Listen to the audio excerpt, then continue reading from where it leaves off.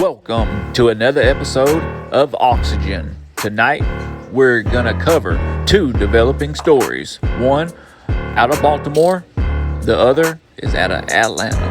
Let's get it.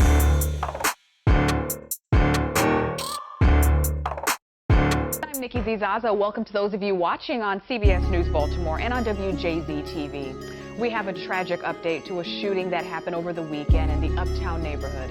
A 23-year-old woman who was shot has died. So her two very young children are in the hospital. They are still fighting for their lives. They're critical. And now we have our first look at the suspects police say are responsible. WJZ is live tonight. Jessica Albert shows us the photos and has new details about what happened that night. Jessica.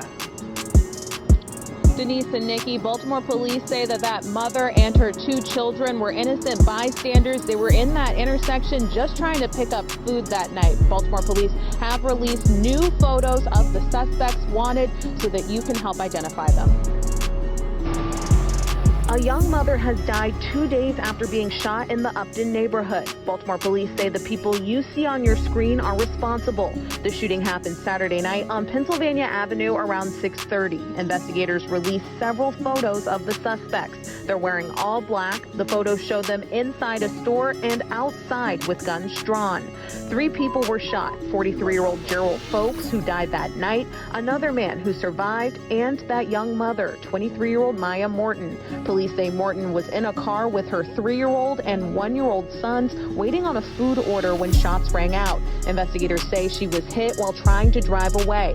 She crashed her car into a pole nearby. Her 2 kids were injured in the crash. Both of them are critical in the hospital.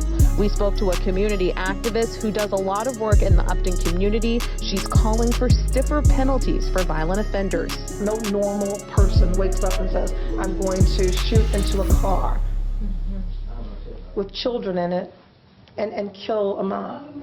Like, people that do that don't need to be on the street. So what are we doing to stop it? And if you would like a better look at those photos that police release, you can find them on our website, WJZ.com, and on our social media. We have them up there for you. And again, Baltimore police are trying to identify these people, so if you know who any of them are, you're asked to contact them immediately. Reporting live tonight in Baltimore, Jessica Albert for WJZ. At home to take a look at your screen right now. Police are hoping these new pictures will help them catch 2 persons of interest. And the pair still unidentified tonight, wanted for questioning in connection with a deadly mass shooting more than 3 weeks ago. The shooting at the Edmondson Village Shopping Center killed one 16-year-old high school student, left 4 others injured, all while they were on their lunch break. And Jessica Albert joins us now live. Of course, she spoke with the attorney representing the boy's family. What's he saying about these photos, Jessica? Well, Vic, he's saying that somebody out there knows who's in these photos, and he wants people to come forward so that there can be justice for this family that has lost their loved one. Take a good look at your screen. Baltimore police just released 4 new photos showing the suspects wanted for shooting 5 Edmondson Westside High School students earlier this month. This is not some grand mystery. The community plainly knows who these individuals are. 16-year-old Deontay Dorsey was killed in the shooting. It happened 3 weeks ago on January 4th across the street from the school in the parking lot of the Edmondson Village Shopping Center. Police say 2 suspects opened fire on the students who were there on their lunch break. After seeing the photos, the Dorsey family attorney, Thiru Vignaraja, is hopeful. This is the kind of opportunity for the community to show that this kind of tragedy is not going to be tolerated, that Deontay's life mattered, that somebody needs to step up and identify these individuals. While police work to solve this case, they're also investigating another that took the life of a 15-year-old this week, just blocks away from his school. Family members tell WJZ the victim is Forest Park High School student LaRon Henderson. We were out today in the Howard Park community passing out flyers at the Mayor's Office of Neighborhood Safety on how to report information anonymously or directly to the police department. Councilman Christopher Burnett represents District 8, where both of these young students were killed just weeks apart. It never gets easier to hear who these young people were, hear their dreams, helping their families, with planning funerals. I mean, the community has to help resolve the violence in Baltimore. We can't do it ourselves as elected officials. And if you know anything about the shooting that killed Deontay Dorsey, you're asked to contact Baltimore police. There is an $8,000 reward for information leading to an arrest. Reporting live tonight in Baltimore, Jessica Alpert for WJZ. Evening. This is tied to a story we first broke for you this morning, the fatal shooting outside of a popular nightclub in West Midtown. 11 Alive has been working all day, now into the evening, to get you the very latest information. And within the last hour, 11 Alive has confirmed the person killed was Michael Gideon, a co-owner of the nightclub. The Republic Lounge is a busy place on a Friday night, but for those who work at the club, this was a tragedy that they never expected to occur. 11 Alive's Karis Belger spoke with an eyewitness about the shocking sequence of events. This was the scene outside of Republic Lounge on Brady Avenue early Saturday. Police combing the scene and looking for evidence after a shooting took place outside. Ken Lucas's mother, Moniece, says she was on the way to pick him up from working security when it happened. He called me and he told me that, somebody had a fight in the club and had a guy in the parking lot with a gun. He asked me to go around the street to the QT to wait on him, and he would call me and tell me when to come back. When she did, police still had most of the street blocked off. I just know it wasn't that many people. I just think it was just like a small get-together. Ken Lucas says he was inside when a drunk customer was removed from the premises. He says another person told him. The person later came back with a gun. It was time to go. I just heard gunshots.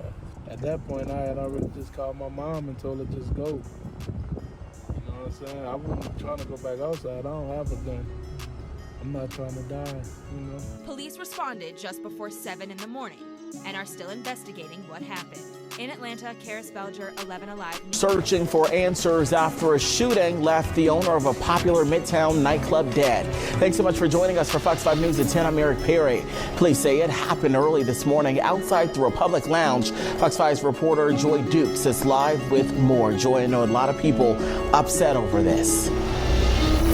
Yeah, absolutely, Eric. We have seen a small memorial growing at Republic Lounge here just outside as people who knew the victim, Michael Godwin, have been dropping off those flowers you see here outside of the club where Atlanta police say he took his last breaths.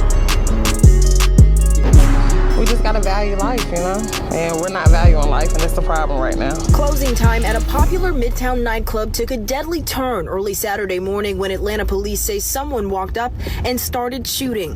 APD officials say when they arrived at Republic Lounge on Brady Avenue just before 7 o'clock, they found a single male victim with a gunshot wound. He was not alert, conscious, or breathing, and soon after pronounced dead. It's just so much going on in the city itself. It makes you scared to go out and enjoy yourself because you never know, are you going to make it home to your loved ones?